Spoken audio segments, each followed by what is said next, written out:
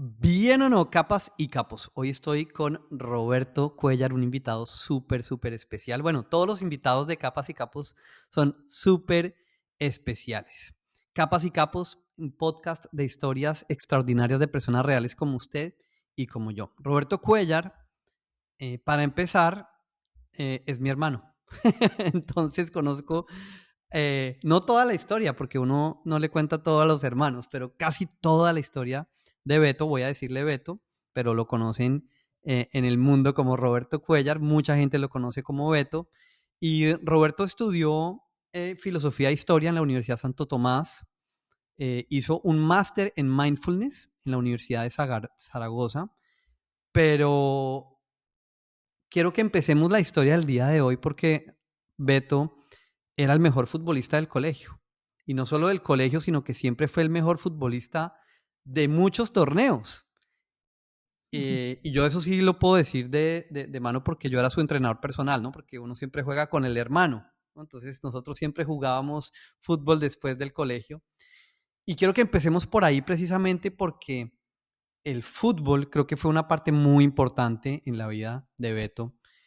Y quiero que de ahí pasemos a cómo se convierte uno en querer ser futbolista profesional a ser facilitador, speaker y escritor de mindfulness. Entonces, Beto, cuéntenos cómo empezó ese mundo del fútbol, cómo llegó usted allá, por qué quería ser futbolista profesional, cómo fueron esas historias de jugar en Santa Fe y de jugar en todos esos equipos que pudo jugar. Bueno, pues primero qué alegría estar acá con todos los capos y capas, como usted los nombra, y bueno, y también con esa introducción de estar pudiendo conversar con ese entrenador personal que fue tan importante en esa construcción de la historia de un sueño. Y creo que arrancaría por ahí porque creo que al final ni siquiera me di cuenta cuándo era que quería ser futbolista, sino que era algo que se daba de manera muy natural en esa cancha escuálida, como yo la nombro en el libro, de palos de eucalipto que teníamos en el jardín y que se veía desde la ventana del cuarto, que era una invitación constante a ponerse unos tenis viejos y arrugados con un balón que tenía una cantidad de cicatrices precisamente de esos palos viejos de eucalipto.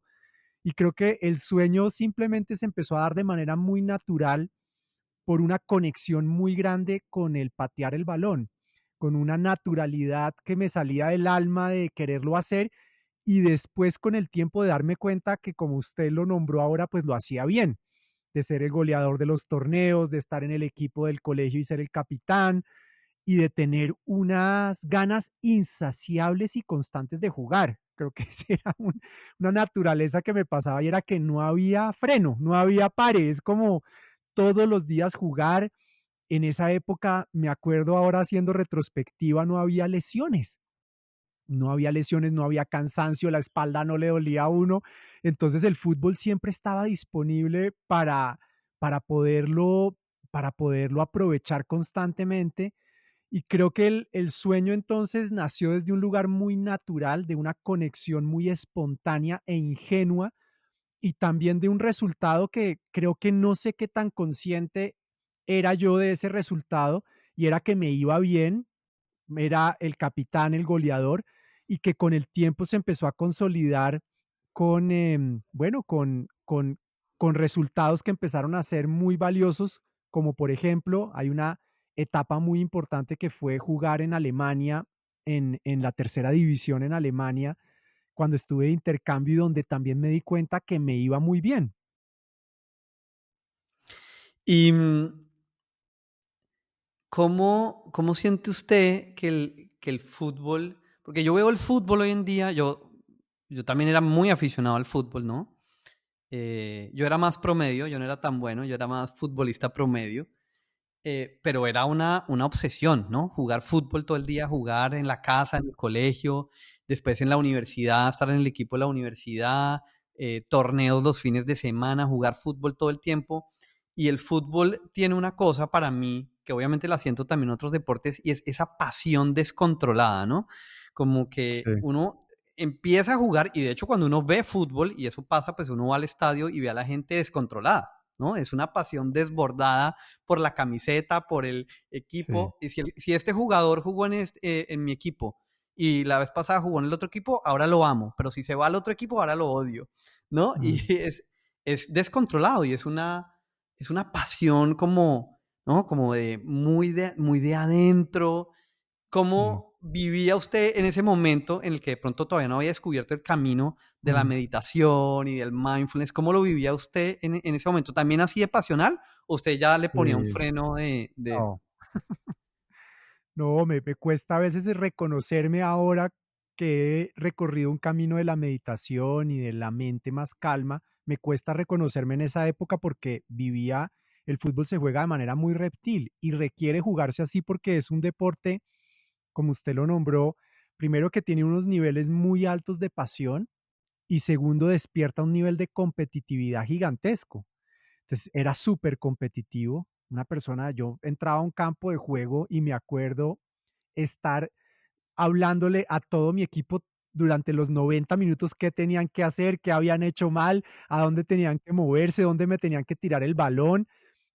Siempre muy enfocado en mi equipo, eso era algo muy característico y era que yo no era mucho de confrontar a los adversarios, como entrar en modo violencia o competencia con el otro del otro equipo, sino con mi equipo, como a llevar a los de mi equipo al límite de su capacidad desde un lugar que hoy en día digo, bueno, ¿cómo me aguantaban? Porque los secaba y lo vivía de esa manera. Y segundo, conmigo mismo, un nivel de expectativas gigantesco en cuanto a cuántos goles voy a hacer hoy, un diálogo interno conmigo muy autoexigente, podría decir que muy en la raya de lo violento, de lo agresivo, de cómo me comí ese gol, por qué no estoy llegando hasta esa pelota.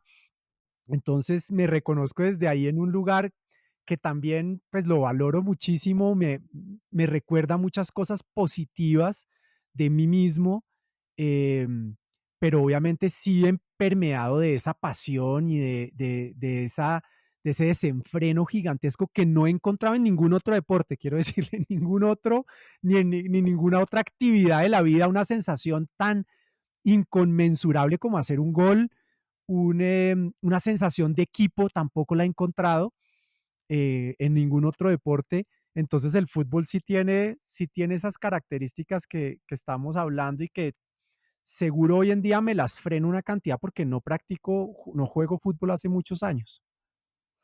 Y yo creo que a mí me pasaba una cosa y es que, claro, yo también entraba a la cancha y me sentía, ¿no? Como si estuviera jugando en el Santiago Bernabéu. Sí. eh, y quiere decir que yo hoy en día me doy cuenta de cosas que yo no me daba cuenta cuando jugaba. Cuando yo jugaba era como si tuviera otra personalidad, ¿no? Y entonces estaba ahí metido en la cancha y también corriendo y gritando y vamos a alentar. Y a mí muchas veces me dijeron que yo era muy mal geniado en la cancha. Yo no era consciente de eso. Claro, Yo no era consciente porque claro. era como si estuvieran entrar en un estado mental dentro de la cancha y cuando yo salía, todo está perfecto, todo está bien. Me decían, no, pero es que usted pelea mucho. Y yo no me daba cuenta que yo peleaba mucho, ¿no? Y hoy en día me doy cuenta que sí, yo peleaba mucho, ¿no? Entonces, es esa Total. pasión desbordada que lo hace llevar a uno y que lo lleva a uno a desconectarse un poco de su interior, ¿no? Sí, y a soltar muchas cosas. Es un medio para soltar emociones que uno a veces tiene muy reprimidas. Es la oportunidad para permitirse uno gritarle a alguien y es un juego. Entonces hay como un permiso para exigirle a otra persona cosas que en la cotidianidad uno no tendría por qué hablarle así a alguien. Entonces es un medio que permite como un florecimiento de muchas cosas que uno tiene atascadas y guardadas y que al final del partido, si las cosas salían bien, pues uno terminaba también en gloria absoluta. Sí, total, total, total.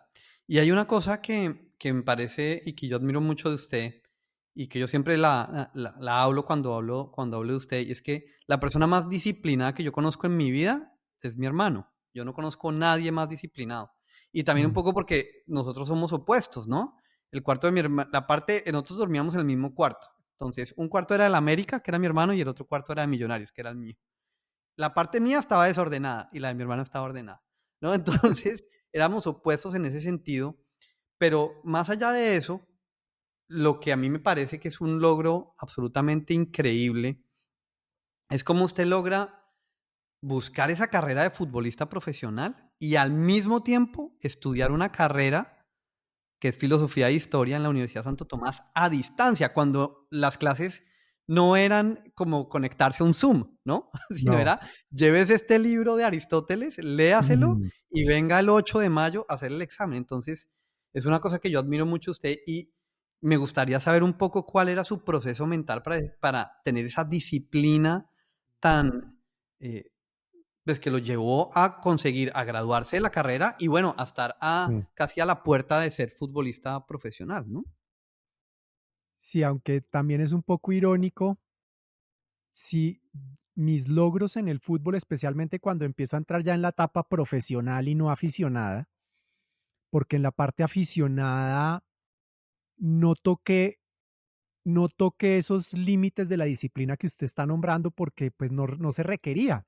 Era bueno por el talento y el colegio en donde estaba, pues, había un nivel de exigencia básico de colegio, pero cuando entré a jugar a Santa Fe, ahí cambió la película y ese escenario me empezó a mostrar que yo tenía que dar muchísimo más de lo que yo había dado en términos del deporte.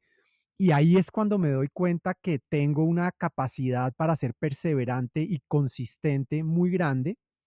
La gran ironía es que yo hoy en día reflexiono acerca de por qué no seguí esa carrera profesional y en parte tiene que ver porque me faltó más consistencia. Entonces es una ironía frente a esa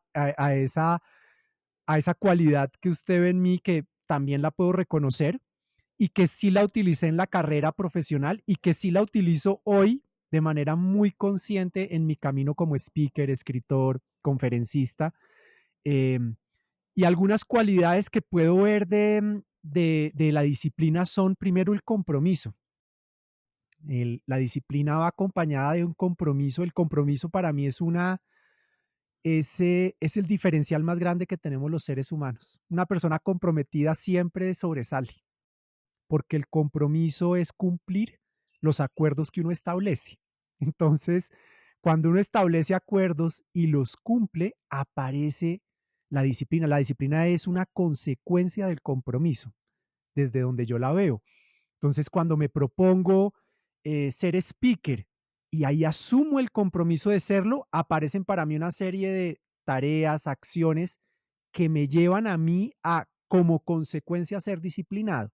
Entonces, para mí una característica esencial de la disciplina es preguntarme constantemente si me estoy comprometiendo con esto. Cuando me doy cuenta que no soy disciplinado, no es porque no tenga la disciplina a la mano, sino porque no tengo el compromiso. Entonces me pregunto, ¿será que es que ese compromiso no es importante para mí? Probablemente uno asume muchas veces compromisos que no son tan importantes o que en este momento de la vida no puedo asumir. Entonces lo que hago es no darme duro desde el nivel de la disciplina, sino el preguntarme, tal vez este compromiso no es en este momento de la vida o no es para mí. Me voy más a la pregunta de, ¿esto es realmente un importante de mi vida? ¿Esto hace parte de algo que quiero cuidar? ¿Este es un valor de la vida? Si sí, la disciplina va a surgir porque el compromiso es cuidado. Entonces, una cualidad esencial, el compromiso, y otra que he estado descubriendo, y esto es últimamente, es el amor, y es el amor propio. La disciplina tiene como consecuencia del compromiso cuidado por uno mismo. Uno se compromete solo con las cosas que valen, y cuando uno cuida lo que vale, eso que cuida se llama amor. Es como levantarme todos los días y decir, oiga, esto tiene que ver con cuidarme a mí o con cuidar esto que es importante. Y creo que a partir de esos dos pilares he construido eso que usted nombra y que sí, sí me veo ahí. Soy también a veces bien rígido porque tengo unas rutinas que además se me acentuaron impresionante cuando empecé a vivir en India, en esa experiencia como monje, en donde los monjes, la característica esencial que tienen es ser disciplinados en la vida. Y precisamente era lo que le quería preguntar. Entonces, pasa de estudiar una carrera y decir, bueno, ya no voy a perseguir esta carrera de futbolista profesional. Em, Empieza a trabajar, pero digamos que más allá de eso me gustaría que nos enfocáramos como en ese camino de, bueno, yo quiero meditar, yo quiero meditar y quiero ir a India y quiero hacer un retiro de Sí. silencio y quiero conocer varios maestros. ¿De dónde nace ese interés por la meditación y por ese mundo espiritual de, que nosotros no conocía, pues mucho, hoy en día es muy conocido, pero Sí. hace 25 Oh, años, pues muy poca gente hablaba del hinduismo, del sí, budismo. Le decían, está meditando y está loco. Hagamos unos ejercicios de respiración. Uy, no, ¿qué es eso? No. Sí, usted está sí. loco, ¿no? Entonces, como tan joven, usted dice, bueno, Mm. yo, el camino de una espiritualidad diferente y de la respiración y de la meditación me llaman. ¿Cómo fue ese paso? Pues mire que no fue un interés ni fue algo buscado, sino fue una consecuencia de no haber continuado mi carrera profesional como futbolista. En gran parte fue por sentirme muy frustrado de no haber podido continuar con esa carrera, y eso se juntó con una gran tusa de un amor, de mi primer amor, de mi primera novia, y creo que esos dos factores que me llevaron a estar, yo creo que esa es la vez que dice una estadística que los seres humanos vamos a estar deprimidos mínimo una vez en la vida, no necesariamente ni medicados ni tratados, pero sí vamos a vivir mínimo una depresión. Creo que esa fue mi primera o la depresión que he vivido en la vida, y al no tener herramientas y al no encontrar en la filosofía occidental herramientas puntuales para salir de la frustración que tenía, de la falta de motivación para continuar con algún proyecto que me llenara tanto como el fútbol, me llevó a la meditación. Y fue un rebote, una consecuencia que alguien me recomendó y me dijo, ¿por qué no hace un curso de meditación? Y coincide con que mi mamá en su proceso también de superación de su momento de vida, de su divorcio, está haciendo un curso de meditación con un maestro colombiano que vive en India, y mi mamá graba todo ese curso. Y lo graba con una grabadora de periodista y yo me lo empiezo a oír a los 20 años, todo completo, meditación Advaita Vedanta, que es complejísima. Yo en esa época ni sabía que era el Advaita Vedanta, ni sabía que era la meditación, pero me escucho todo ese curso con unos audífonos en mi cuarto, y después de experimentar los ejercicios me quedo diciendo, esto tiene algo muy poderoso y aquí hay un camino gigantesco para encontrar calma. Fue la única forma que yo encontré de descubrir calma, sosiego, después de haber vivido esa gran frustración. Y es el momento en donde digo, yo quiero seguir explorando esta práctica, empiezo a entender qué es una práctica meditativa, a comprender conceptualmente. Y como yo era filósofo, claro, yo me iba muy a los conceptos, muchísimo a esa idea conceptual de qué es la vida, qué es el universo, y el Advaita Vedanta con un concepto increíble en donde dice que el mundo no es dual, que en el mundo no hay dos, sino todo es uno, un concepto para mí como eso era filosofía pura, y yo decía, ¿cómo así que el mundo no son dos sino es uno? Y ahí empiezo a practicarla y a darme cuenta que había una vía gigantesca, y ahí sí intencionalmente, y ahí sí puedo empezar a comprometerme con la meditación como camino de vida. ¿Y cómo fue ese viaje a la India? ¿Cómo lo vivió? Pues ¿Se no, encontró con algo que extraordinario. usted no esperaba Todo. o era lo que usted esperaba? ¿Cómo fue? Todo. Uno iba, precisamente creo que la gran paradoja del curso es que uno iba a buscar algo y al final el curso le reflejaba que uno ya lo tenía y que estaba dentro de uno, y que eso que uno estaba buscando no estaba tan lejos y que también era difícil de ver. Creo que lo primero que me deja ver el curso, que tenía un sistema, el curso que yo hice, que es un curso de 6 meses de meditación y silencio fundamentado en unas restricciones, no hablar, no salir del lugar, estar con uno mismo. Empieza uno a quitarle todo lo que uno hacía en su vida cotidiana que le servía a uno de salvavidas para no encontrarse con uno mismo. Que está bien hacerlo, pero que en ese curso el diseño era no ir a cine, no hablar con la mamá, con el amigo, no salir a hacer cualquier cosa de parche con los demás, no leerse un libro que no tuviera que ver con desarrollo personal o con meditación o con historia de la meditación y la espiritualidad en India. Y todas esas restricciones me llevaron a darme cuenta de una gran incomodidad que es darse cuenta de que estar con uno mismo cuando uno no se ha entrenado es incómodo, genera el querer salirse rápidamente de ese encuentro y el darse cuenta que uno sí tiene ese encuentro desde un lugar muy superficial, desde unas cualidades que empiezan por el cuerpo, cómo es mi cuerpo, es bonito mi cuerpo, por la mente y una superficialidad de la mente, por el sentimiento y una superficialidad de cuáles son las emociones que yo tengo, rabia, cuáles me gustan y cuáles no.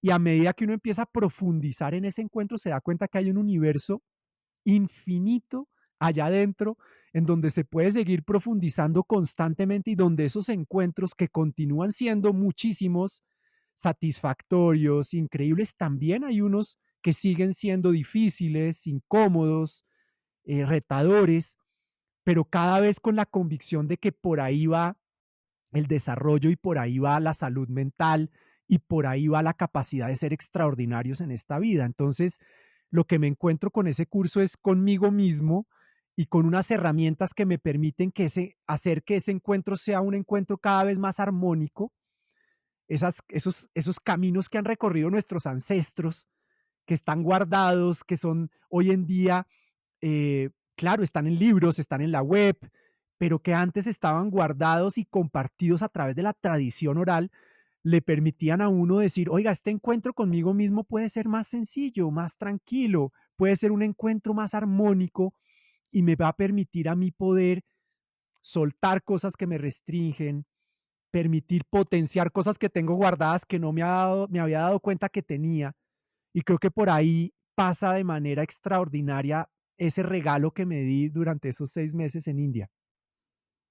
Increíble esa historia. Y yo lo recuerdo obviamente que estábamos, y cuando lo llamábamos o hablábamos, que era una vez cada, no sé, como una vez al mes creo que era, y tenía una voz muy, muy calmada, ¿no? Era una voz muy diferente a la que tiene hoy en día. Obviamente sigue teniendo esa voz calmada, pero era una voz como de, aquí estoy en calma, aquí estoy en Sí, calma, y lo escuchábamos y sí, nosotros decíamos, bueno, está en un proceso fuerte, ¿no? Porque es muy fuerte no hablar o todas esas restricciones que tenían y siento también que nunca nos han enseñado a conocernos. En el colegio no mm, nos enseñaron a conocernos, en la universidad tampoco. Nuestros papás, obviamente, haciendo lo máximo que estaban en sus manos, pues ellos tampoco tenían las herramientas para enseñarnos a cómo me puedo conocer a mí mismo y por eso yo en este momento al borde de los 50 todavía me estoy conociendo y entiendo algunas actitudes que claro, eran muy difíciles de comprender en el colegio, en la universidad, en los trabajos, en las relaciones que uno ha tenido. eh, Son muy difíciles de comprender porque nunca he tenido las herramientas para decir, este soy yo, ¿no? Este soy yo, aquí vive un Andrés, ¿no? ¿Cuál es ese Andrés que vive aquí adentro? claro. Pues qué maravilla esa experiencia que pudo tener. ¿Jugaron fútbol allá o alguna vez o no? ¿Con los monjes? Tengo una, tengo una de mis fotos favoritas fue que nosotros no podíamos salir del sitio, el sitio era como un convento donde vivían monjes y éramos inicialmente 100 personas haciendo este curso, de las cuales había una legión latina poderosa, dentro de las cuales había unos uruguayos, estábamos unos colombianos, un mexicano, y obviamente muchos nos gustaba tocar la pelota. Hicimos una vaca entre todos nosotros como aspirantes a monje y compramos un balón en el pueblo y un día nos pusimos a jugar en una de esas horas libres que nos daban o de horas que decían horas para determinar lo que uno quisiera hacer y nos pusimos a jugar. Y claro, el primer aviso que nos dieron este no es un espacio, este curso no es un espacio para jugar fútbol. Claro, la mente ahí, nuestro ego es, pero jugar es maravilloso, jugar uno despliega. Era un curso para no ponerle lo que ellos llaman distracciones para ese encuentro y eran pues esos 6 meses.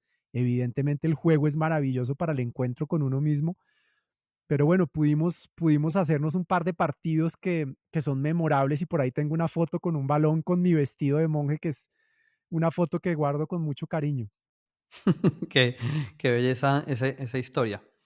Y bueno, entonces, después de todo Mm, esto, usted hace un máster en mindfulness, ¿no? En la Universidad de Zaragoza, en España, sí, y se convierte en un facilitador, coach de mindfulness para grandes empresas aquí en Colombia, bueno, en otros países también, ¿no? En México, en Costa Rica. em, y además abandona el fútbol, digamos ya el fútbol aficionado, ya no vuelve a jugar sí, fútbol aficionado y empieza a montar bici, ¿no? Empieza a montar bicicleta, empieza a trotar, empieza a hacer triatlón, ¿no? Creo que de una manera, si bien estuvo en algunas competencias, creo que ya con un ánimo muy diferente de sí. competir, ¿no? Competir desde un lugar completamente diferente y no como competía cuando estaba fútbol. Entonces, ¿cómo se combina ese nuevo camino que empieza a surgir del mindfulness y de esos otros deportes que empieza a practicar? Mm. Sí, el deporte, el otro día lo compartía con mi esposa, es un, es un valor esencial, es un compromiso con muchas de los valores que yo quiero nutrir en mi vida. Entonces el deporte nunca lo he dejado. Sí he cambiado mi forma de hacer deporte. India fue un punto nodal. Yo llego de India y un día me estoy jugando un partido de fútbol aficionado con amigos, con un buen nivel, y uno de los amigos de ese equipo me dice, oiga, ¿usted qué le pasó? Y yo le pregunto por qué. Me dice, usted ya no habla. A mí ya no me interesaba, yo ya no le, ya a la gente a la que yo secaba, que eran mis compañeros de equipo, con qué tenían que hacer, a dónde tenían que moverse, dónde me tenían que tirar el balón, dejaron de recibir esas frases y ahí me di cuenta que yo había cambiado diametralmente mi forma de concebir el fútbol y me di cuenta que había cambiado muchísimo mi manera de concebir la competencia o de vivirla. Y ahí me doy cuenta que el fútbol ya no era el deporte que donde yo podía dar lo mejor y empiezo a hacer deportes individuales. Ahí empiezo a montar en bicicleta y descubro el triatlón, pero los empiezo a asumir, yo creo que del competir al compartir, como yo me declaro hoy en día como un deportista, un turista que va a disfrutar, obviamente trato de dar lo mejor de mí, entreno, pero no soy ni rígido como lo era antes, ni me interesa ser el que mejor le fue en ese partido, en esa competencia. Voy por salud, sobre todo muchísimo por salud, y he descubierto cada vez más deportes que están relacionados con la naturaleza. Entonces, al inicio empecé con el triatlón, pero claro, la bicicleta que siempre la había tenido en mí, la bicicleta siempre ha sido un factor determinante en mi vida. Yo vivo en el campo y empezamos a darnos cuenta que hay montañas y que en vez de salir al pavimento, porque no salimos a la montaña y entonces empezó la bicicleta de montaña y después el gravel, pero entonces con el gravel la montaña y qué pasa si uno puede dejar la bicicleta y seguir corriendo, porque la bicicleta no puede llegar al final de la montaña donde solo hay un sendero para correr y empiezo a descubrir el trail running y hoy en día tengo una combinación entre el gravel, el ciclismo de montaña y el trail running, en donde combino la delicia de hacer deporte, de exigirme. He competido en carreras de 32 kilómetros en la montaña, de 21 kilómetros en la montaña, pero siempre muy pensado en cómo esa actividad me nutre, me permite conectar con el entorno y sobre todo disfrutarme en, claro, cuando uno está llegando al kilómetro 30 no está disfrutando, pero en sí esa competencia en contacto con la naturaleza y con darme cuenta de mis posibilidades, de mis límites, de poder entrar en contacto con la respiración consciente durante todo el tiempo que esté haciendo el ejercicio, pues me llenan de motivación para hoy en día mi proyecto con el deporte es poder hacerlo hasta el final de la vida, así como lo estoy haciendo hoy. Qué nota eso. Y, y precisamente creo, hablando en el episodio pasado del podcast que hablábamos, con Julián, un triatleta, ex triatleta que abandonó el triatlón para ser mejor papá. Es Ujú. básicamente la historia, que ahora se dedicó a hacer entrenamiento funcional en su casa con sus hijos, o al lado de sus hijos más bien. Hablábamos un poco de cómo nosotros como deportistas aficionados también buscamos descargar todas esas cosas que tenemos, como usted lo decía Sí, al principio, en el deporte. Entonces, esas frustraciones que traemos del trabajo, ¿no? El estrés, la ansiedad, en la relación, las llevamos entonces el sábado a salir a darnos leña, como se dice en el mundo ciclístico, ¿no? Y a mm, ganarle al amigo y a ganarle al otro. Y muchas veces la salida en bicicleta, uno disfruta más la experiencia que haberle ganado al amigo, ¿no? Que haberle ganado al amigo claro, pasó a segundo plano completamente, completamente, y la experiencia se vuelve muchísimo, pero muchísimo más valiosa, y puede uno terminar haciendo carreras como los que ha hecho, de trail, ¿no? En unos lugares increíbles en los que uno ni se imagina, en los que uno no hubiera llegado si no hubiera hecho esa carrera, por ejemplo. Entonces la carrera se vuelve exacto, más, ¿qué experiencia quiero vivir? A qué tiempo quiero hacer, ¿no? O de qué quiero quedar, de qué posición quiero quedar, ¿no? Y eso me parece, es mi filosofía, más de mi filosofía también. Yo me imagino que la gente que gana carreras, pues obviamente no puedo hablar por ellos porque ellos están en otro nivel, ellos, y está bien y está perfecto. La persona claro, que tiene un nivel más alto y que va a competir porque de verdad puede ganar o puede quedar de top 10, digamos, en el Giro de Rigo o en el Transcordilleras, es otra cosa, porque esa persona pues tiene una condición física diferente, ¿no? Pero el que va claro. a quedar de 500 o el que va a quedar de 300 o de 3000, ahí creo que la experiencia es mucho más valiosa que el tiempo que uno puede hacer y la salud que uno le puede dar Claro. a su ¿No? Y cuerpo, ¿no? y también la pregunta acerca de cómo quiero vivir los próximos 40 años de mi vida, que, pues, yo ahí sí meto la filosofía, porque cuando uno se permite hacer esa pregunta y dice: "Yo dentro de 40 años quiero poder estar subiendo montañas, a los 80 quiero poder hacerme una ultramaratón y hacerla bien, caminando o como pueda, pero hacerla bien", pues eso va a tener que necesariamente invitarlo a uno a preguntarse cómo llego allá de esa manera, y evidentemente qué no puedo hacer hoy que me impida llegar allá. Y una de esas es llegar a esos niveles de, de extremo, de llevar a nuestro cuerpo al extremo, porque hay una frase que me la dijeron cuando jugaba en Santa Fe y yo no me la escuchaba y no quería oírla, no quería escucharla y aceptarla, y es que el deporte de alto desempeño no es saludable.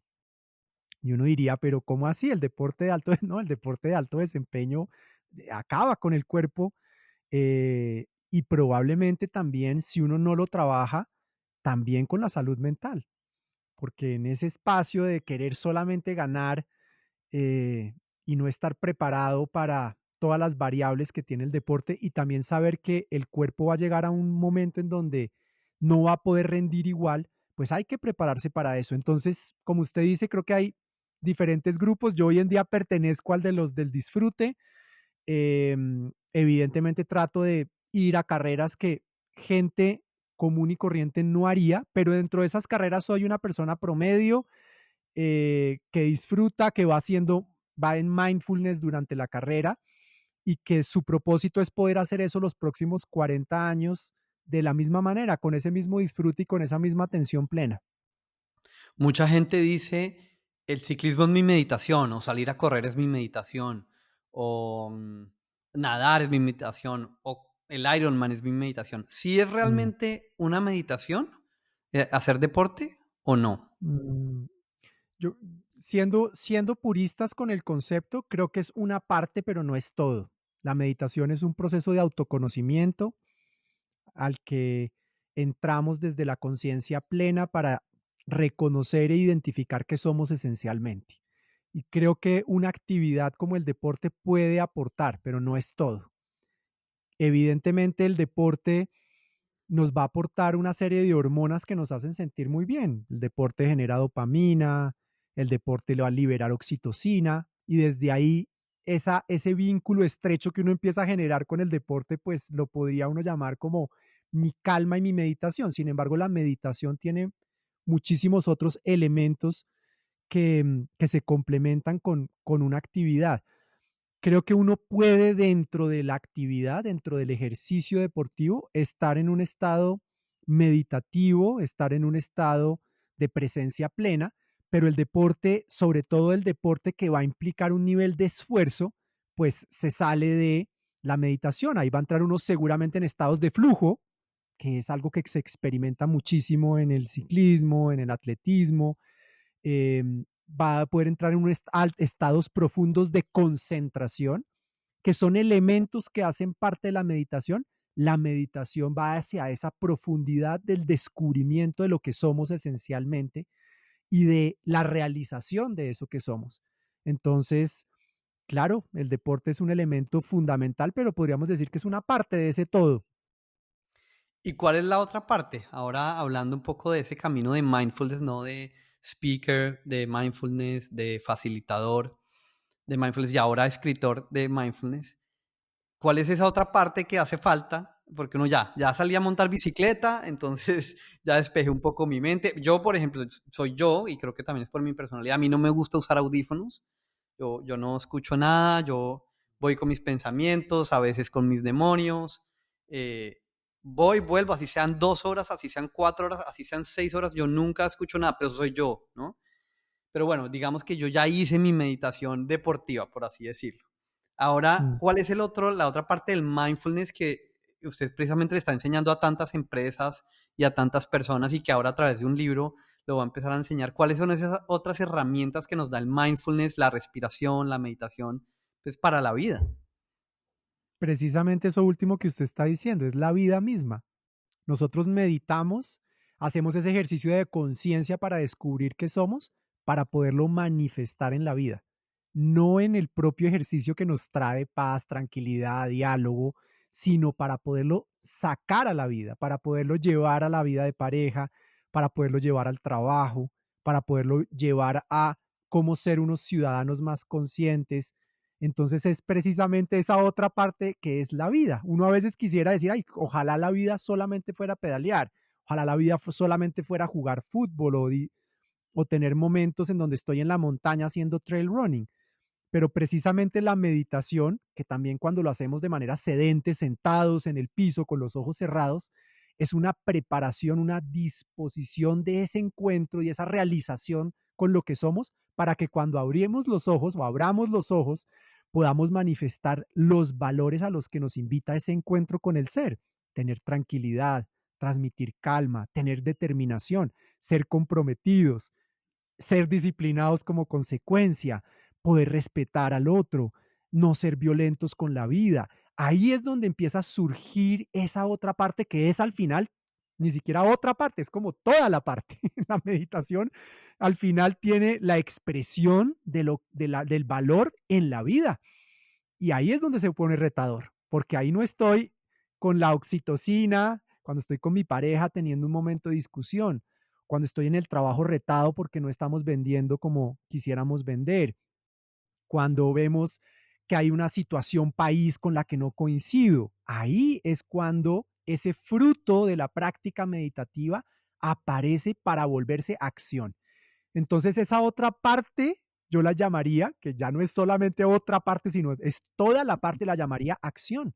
La meditación es una oportunidad para transformar la vida en acción a partir de lo que esencialmente somos. Y se podría decir, por ejemplo, que mucha gente dice, y yo también lo he dicho: "Ah, yo quisiera dejar todo tirado, ¿no? Y Sí. irme a una montaña a meditar, o vivir de ermitaño, o irme a vivir", ¿no? O hacer Y el si yo curso de no he Roberto en trabajado, la India. sí, y si yo no he trabajado en mí, pues yo me voy a llevar mis problemas allá, ¿no? Entonces sería más, ¿cómo hago yo para cuando yo salga, regresé feliz de montar bicicleta, ¿no? Y ahora me tengo que subir en el tráfico, en el Transmilenio, ¿no?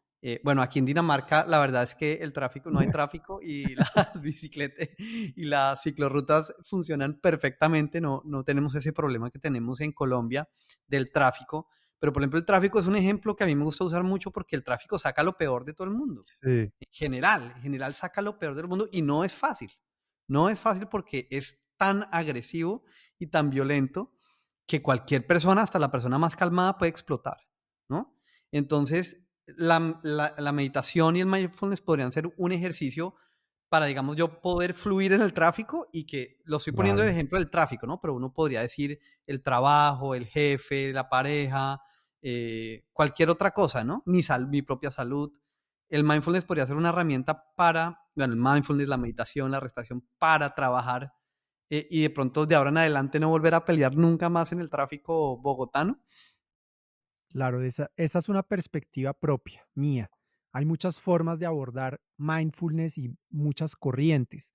Desde mi perspectiva, mindfulness tiene una, un propósito que sí se ve reflejado en nuestra vida y en la mejora de nuestra calidad de vida a partir de la posibilidad de estar siendo cada vez más consciente de las decisiones que yo tomo. Por eso podríamos regresar a ¿es el ciclismo meditación? Si después de bajarme de la bicicleta logro tener un conocimiento más profundo de lo que soy, que me lleve a tomar decisiones que respondan a mis valores, entonces medité en la bicicleta. Si la bicicleta fue un estado maravilloso para sentir paz, para desconectarme de lo que hago en mi cotidianidad, pero no es un ejercicio de autoconocimiento, pues probablemente no es meditación. ¿Lo debo dejar de hacer? No, síguelo haciendo, si esa es la forma en que lo abordas. Pero si lo vamos a llamar meditación, es un ejercicio de autoconocimiento que me permite estar más presente, con la capacidad de conectar con lo que soy para elegir conscientemente lo que quiero expresar en la vida, en el tráfico, con mi pareja, en el trabajo, con mi emprendimiento, como ciudadano de este país. Ahí, para mí, esa es la razón por la cual practicamos ese estado mental que llamamos mindfulness de presencia plena. Y desde ahí hay transformaciones extraordinarias, porque yo tengo siempre a la mano cuando estoy presente dos caminos. Esto que voy a hacer o a experimentar, cómo responde o refleja mis valores y esto cómo no lo refleja. Y ahí poder elegir es el distintivo que le trae a una persona, a un mindfulnista, o como yo lo llamo, a una persona que vive sencillo, sencillamente. Y ese es el otro ejercicio del que quiero que hablemos el día de hoy y es escribir un libro, ¿no? Escribir un libro, creo que yo siempre lo he visto como una de las tareas más difíciles. Bueno, para mí, pintar la primera. Esa creo que es Mm, muy, muy difícil. Eh, y la segunda, escribir un libro. O sea, yo cuando me leo un libro, y creo que me he leído muchos, pues muchísimos libros de desarrollo personal y también muchos libros de ficción. Un libro, hoy en día digo, bueno, un libro de desarrollo personal de pronto es más fácil de escribir, un libro de ficción, una novela, debe ser complicadísimo, pero de todas maneras escribir 200, 300 páginas sobre un solo tema, yo lo veo como una cosa casi mm. imposible. ¿Cómo fue ese proceso de otra vez volver a esa herramienta que usted tiene, que es la consistencia y el compromiso y la disciplina, para sentarse a escribir todos los días y escribir un libro que se llama Sencillamente? Lo tenía en el visor hacía muchos años y era algo que quería empezar a hacer y creo que en el momento en que empecé a escribir la primera página, fue algo que salió también muy natural, como el fútbol, como el sueño del fútbol, el patear el balón, aquí fue empezar a poner las letras y a dejarlas llegar. Y tuve algo, el método que utilicé me ayudó muchísimo y fue compartir 7 historias que cambiaron mi vida y mi forma de vivir, como yo lo llamo en el libro, de vivir sencillo. Y creo que esa manera me ayudó mucho porque no entré desde el concepto directamente a explicarlo, no empecé a hablar del desarrollo personal, de la atención plena, no empecé a hablar de qué es para mí la vida y cómo considero la vida sencilla, sino empecé a hablar de mí. ¿Y de qué empecé a hablar? De los balones que se estrellaban en los eucaliptos, de los sueños, del irse a India, del empezar a llegar a un lugar donde se hacía silencio, donde no se jugaba fútbol, sino se entraba en un estado de presencia plena, empecé a hablar de mi familia, empecé a hablar de mí. Y el empezar a utilizar un recurso que era, bueno, ¿y cómo puedo resignificar esas historias para poder permitirle a otras personas que a través de mi historia puedan entrar a esos conceptos que aparentemente son difíciles y son complejos, como la atención plena, la vida sencilla, la vida comprendida con significado. Entonces fue muy fácil escribirlo. Fue muy fluido. Empecé a escribirlo, lo escribí en 6 meses. Todos los días me propuse escribir y no me puse metas como escribir una página, no, lo que ese día saliera, pero sí todos los días. Ese era mi compromiso, y ahí el amor de la disciplina, y es todos los días escribir algo. Entonces el libro en 6 meses me generaba, yo lloraba, me alegraba, era volver a ver mi vida hacia atrás, volver a pensar o volver a tener esos momentos donde uno empieza a pensar, bueno, ¿y hacia dónde estoy yendo? ¿Qué quiero transmitir? ¿Qué es lo que yo puedo dejar en el mundo? Preguntas que a través del libro se volvían maravillosas para poderlas plasmar en esas 208 páginas de Sencillamente. Eso está más duro que correr una carrera de trail running o de gravel, definitivamente. ¿Cuáles son las enseñanzas o qué es lo que una persona se va a llevar cuando lea el libro? Lo primero es que, a partir de esa forma en la que usted nombró hace unos minutos, no nos enseñaron a conocernos, o tenemos un conocimiento superficial de nosotros muy centrado en el hacer. ¿Qué sé hacer? ¿Quién soy para nosotros hoy en día en el mundo? Es qué logré. Y esa es una parte, no es todo, es una parte. Esa forma superficial de conocernos nos ha llevado a complejizar la vida. Complejizar para mí significa enredar la vida. Enredarla significa bloquear, entrar en estados muchas veces de conflicto, de sufrimiento, donde sentimos que la vida no refleja lo que nosotros quisiéramos ver. El libro es una respuesta a simplificar esos nudos, a volver la vida más sencilla a partir de unas enseñanzas claves que son: uno, estar más presente. Ese es algo que te va a entregar el libro, y es cómo puedo estar más presente para no armar enredos, sino al revés, para que los hilos que yo bote a la vida sean hilos que lleguen lejos y que no empiecen a cortarse por los nudos que yo genero a partir de relaciones que no son armónicas, decisiones que no corresponden a mis valores. Entonces el libro tiene presencia plena. Evidentemente el camino para llegar a la presencia plena es la meditación. Entonces el libro va a hablar de meditación.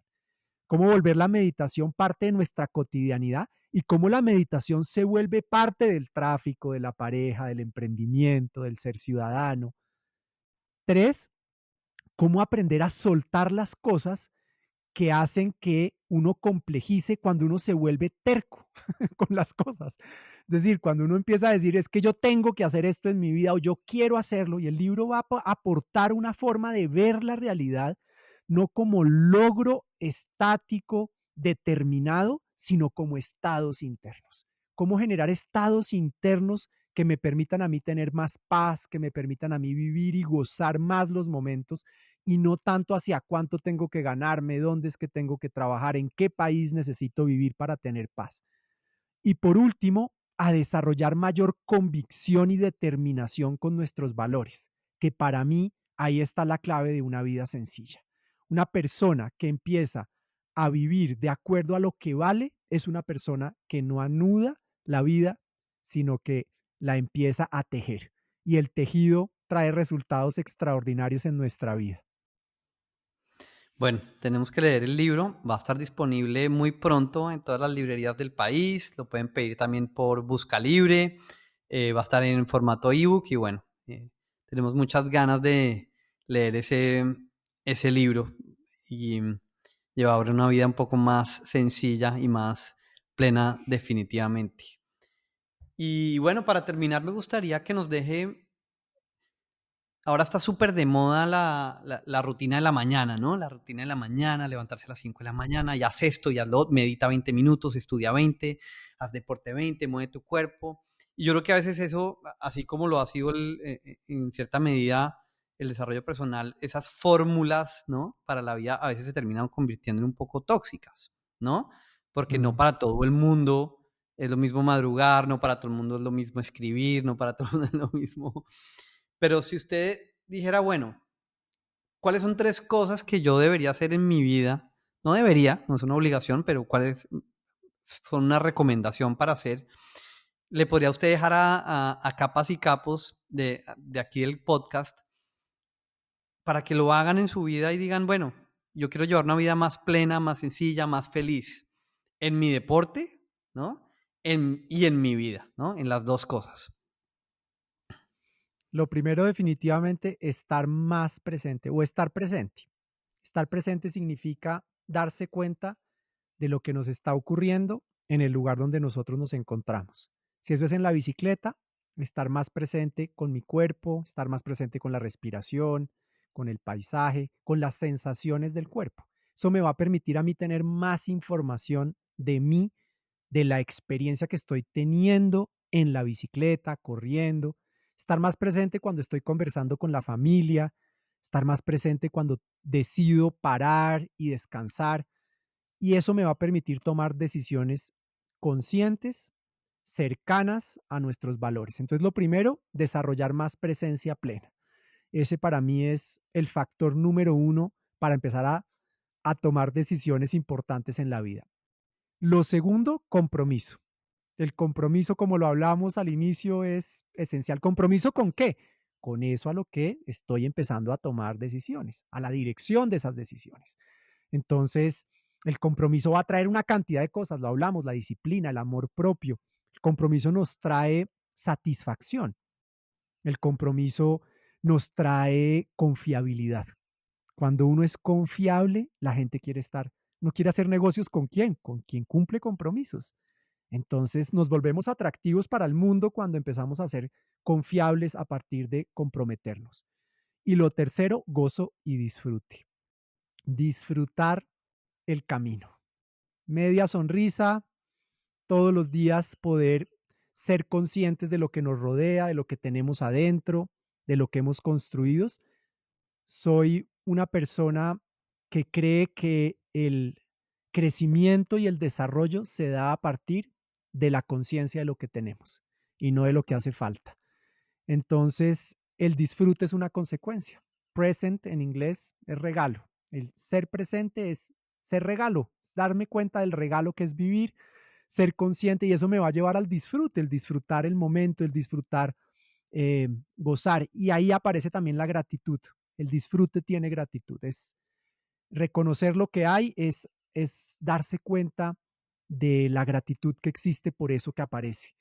Para mí, con esas tres, sea en el club de las 5 a.m. o de las 8 p.m. o en montado en la bicicleta o en la montaña, no importa, no importa. Lo que me funcione para tener ese estado, esa disposición presente, comprometida, disfrutando, cualquier cosa que venga funciona porque el resultado está aquí adentro y es un estado de plenitud.